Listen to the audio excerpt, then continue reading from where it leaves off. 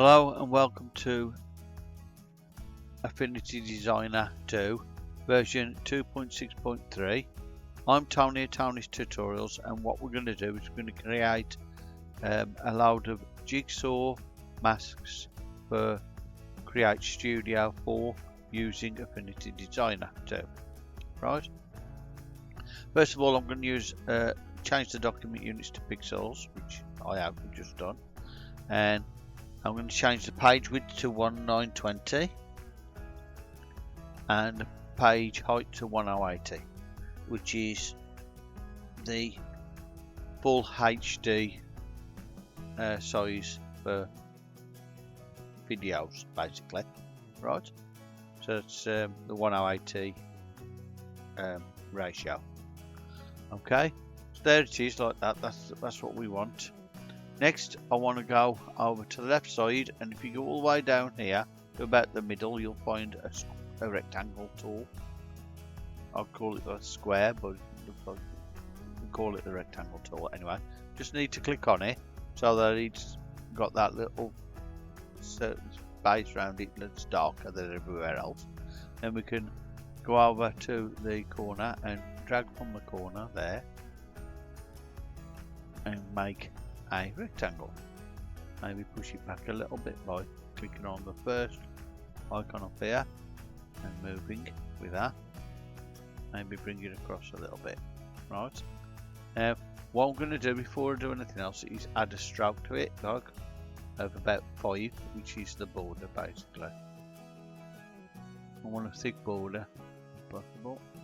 At 5, it's about right. Right.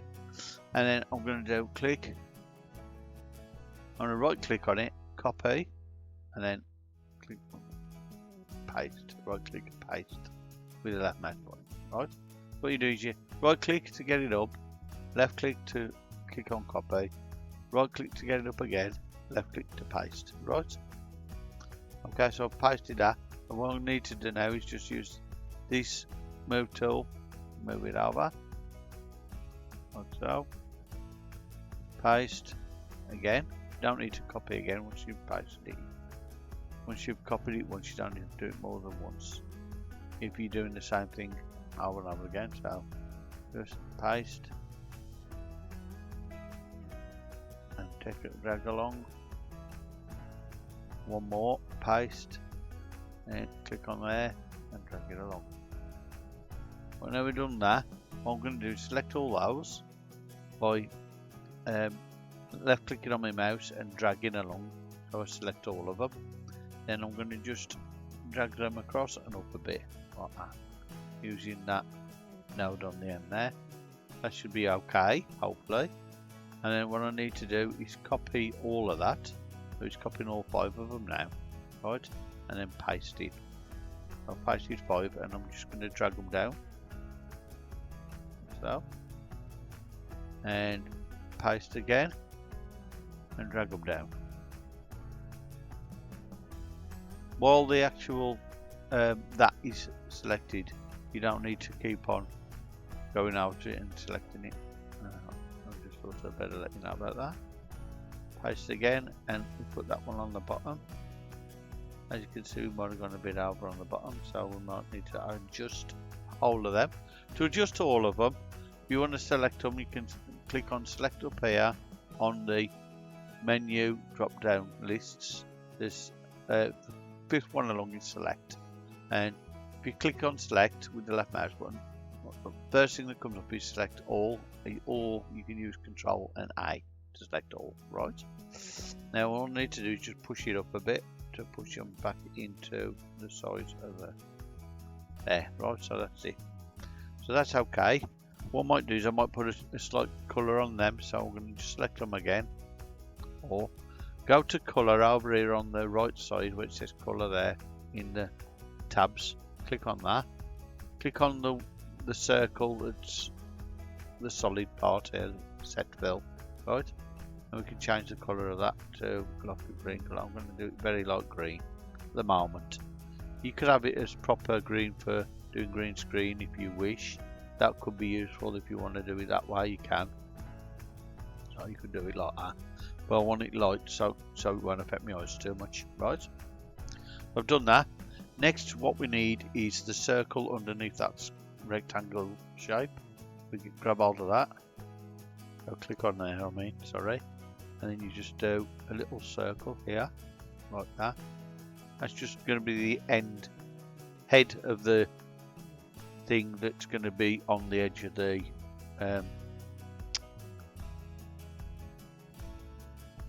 jigsaw, right? It's going to be the circular part, right? And then we're going to just get the rectangle again. So click on the rectangle and then just go across here like this, slightly in there. That might be enough.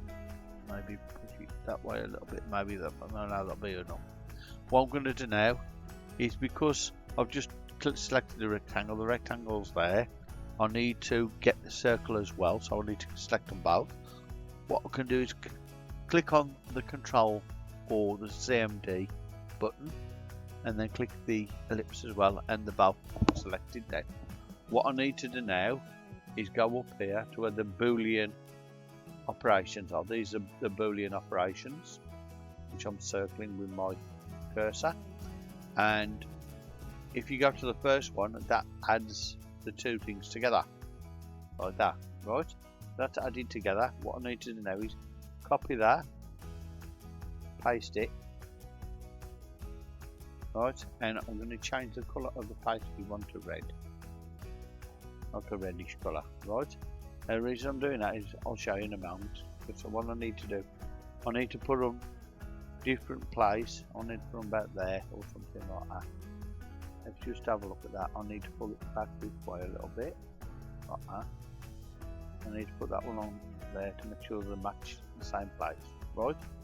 Now what I need to do is, with the red one, I'm going to click on this one here. I'm going to go back to the red one, which is at the top. Press my control key or command key if you're using Apple, and then click on the curve there, and it's selected that box and the red circle one, right? Now we get to the Boolean operations, and we get to minus, and it'll take off the one that's on top, which is the circle, right? It'll take it off that square, so it'll only take the circle up to there, and that's it. That's what we want, right? You'll see there. See it, yeah? Just there, right? Okay, so that's that one. With the other one, what we need to do is click on this end piece, and then we're going to go up to the other circle object, and then we're going to press control again, click on that one, and then we're going to go to the Boolean operations and click the add button to add that to there, right?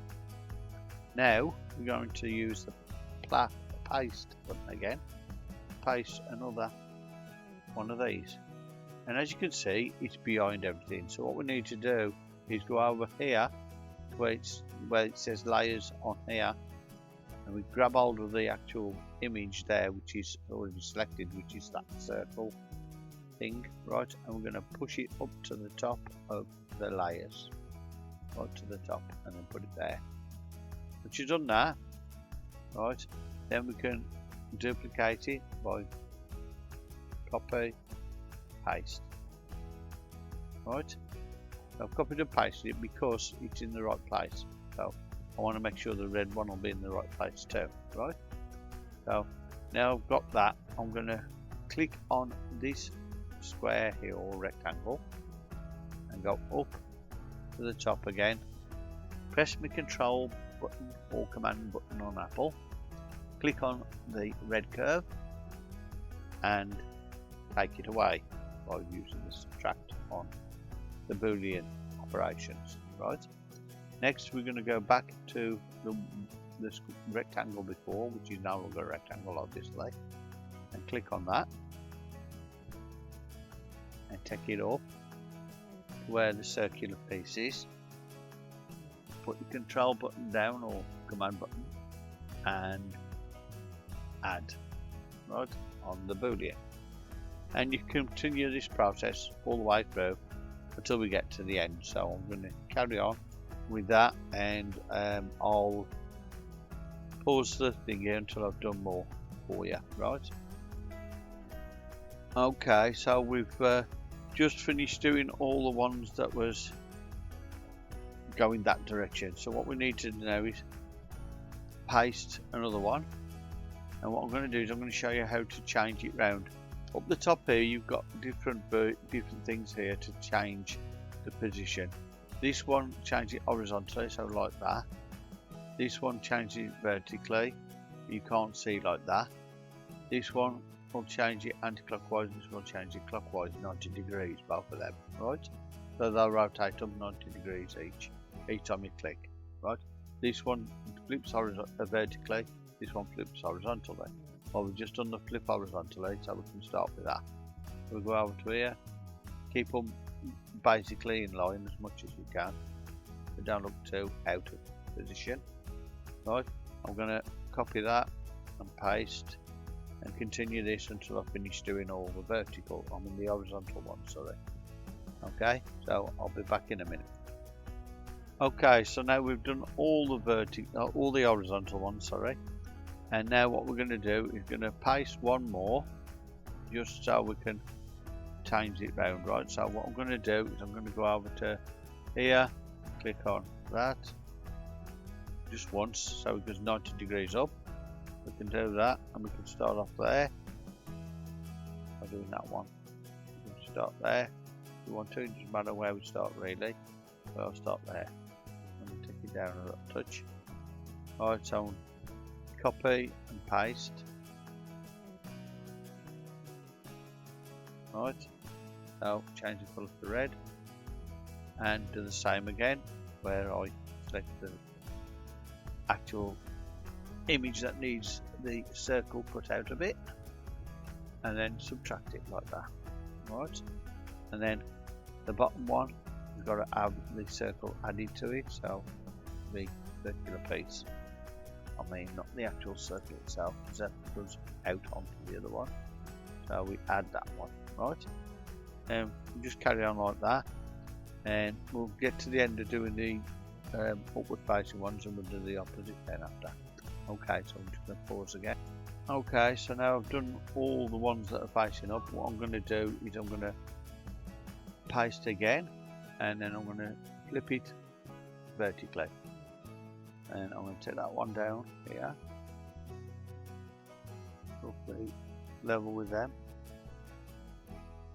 Right, so make sure it's got a bit of line there, so get down a bit more, I think. That there, a little bit. It's hard to get it dead on what you want sometimes. Over there, that'll do. Copy. Paste that, and I've only got them to do now, so once I've done them I'll show you what happens after that. So I'll continue with these, and all these I've got to do colour that one red, so I'm doing the same thing again and again and again. It's very repetitive, but once you've done it, it's worth it, right? So let me just finish this off. So click on that one, there to that one. I haven't took them to the top, unfortunately. I forgot to do that, but there you go. I'm going to do that one, up to where they are, as long as they're on top of the other part, the squares, it's okay. If they're underneath the squares, it'll be wrong, it won't work out right. Okay, right. I'm just going to pause now so I can finish off doing these. Alright. Okay, so I've just finished doing all of them now. As you can see, there ain't many that are similar. These two are similar but not the same, because I'll put the little round things in different places. That one's closer on that side than this one, so you can tell the difference. It's only a slight difference and they look almost the same, but you know, you need them to be different as much as possible really, where you can. You might get the odd one that's similar, but most of them will be different. But you got the ones on the edges, a lot of edges, and it's just these ones in the middle you've got to be careful of really, more than anything else. Right, so that's how it's done. Next, what we need to do is go over to this side here, click on the select button, and select all first. Then we go to export persona. Right? Export persona. Okay. Once we're on here, make sure it's selected again. Select all again. Go to down here, and we want to select, change the single PNG. Oh, that's not worked there. I want to go and slice layer first, sorry. And as you can see, I want to select all the layers. And selected them, so let's click select all again. Doesn't seem to be selected them, so let's just get off that a minute. I'm sorry, I'm going to have to go back and try again. Sorry about that. Right, we selected them before, and I don't know why you can select them just. Right, so there, one persona. There you go, they're all selected up there. You can get that button down here. I don't know why you've done that. Right, so there you go, they're all selected there. Right, what I want to do is selecting default. I don't want the file format to be that. I want to change the export options, selection. I want to change that to SVG.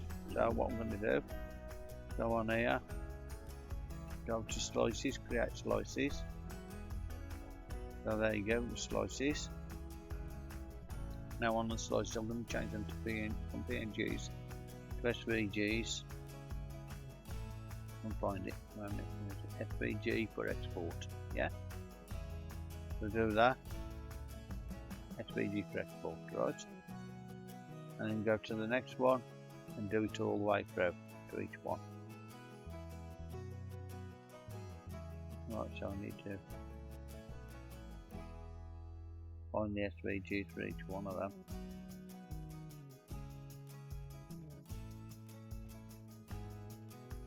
Just actually, there's a way of doing it so you can do it once. Oops, sorry about that. There's a way you can do it where it tells you how to do it for all of them, but I forgot how to do it because I haven't done it for a while. So I'm just going to have to do all of them at the moment because I forgot how to do it. But it's been a while since I've done it last time, so I'm just going to pause the video while I put all the SVGs on. Okay, I've managed to do all them. Sorry about that. I do know a way of doing it, but I forgot I hadn't done it for ages. Where you can do one and then have it do the same for all of them, but I'll have to check that out later. Then once you've done that, you click on export slices 21. So you just click on that and it takes you to a place where you can set up a new folder. So you need to set up a new folder to put them in. So I'm going to do new folder and create new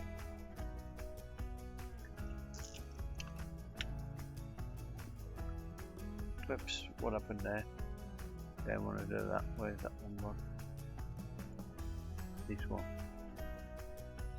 Change that to. I'll just leave it as new folder 2. Right. Export it to that. Right. Once you've done that, it should export it straight away. You can just click off there and I'll go to a new folder 2. And there are all your SVGs including the background, right?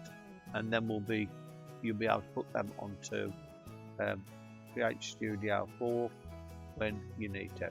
So that's the end of this video anyway. This is just a part about the Affinity Designer and how to create the Jigsaw SVGs, which are the masks for doing the Jigsaw effect, the first one.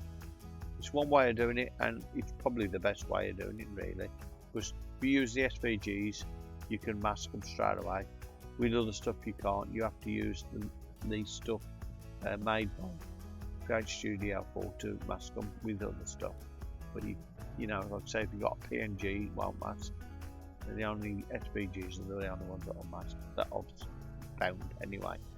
So I hope you've enjoyed this video anyway. If you have, please like and subscribe to Tony's tutorials, and thank you for watching this. I will probably put a link in to the Create Studio for rest of the Jigsaw effects for this particular video. Okay, so have a good day, and I'll see you soon.